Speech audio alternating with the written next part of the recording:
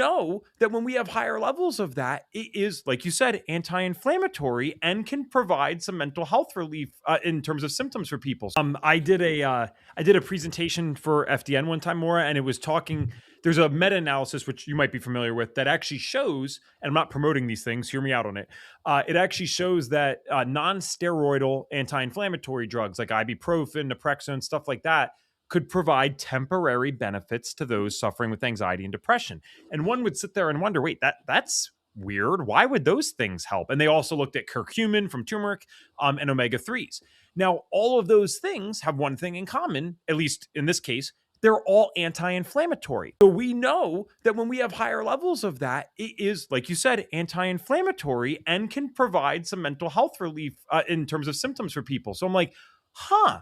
The narrative still to this day is that it's only a serotonin issue and that you need to take a medication for the serotonin. But when you see this stuff, that kind of goes against that narrative. And it almost seems like the modern mental health epidemic, possibly for people like you and I, is inflammatory or inflammation driven as opposed to a serotonin deficiency. Or maybe something we don't understand yet is that when the brain is inflamed, it produces less serotonin. Maybe it's a little bit of both. I don't know if you've looked into that, but I find it so interesting that something kind of straightforward and simple could provide such relief for people that are suffering quite greatly with their mental health.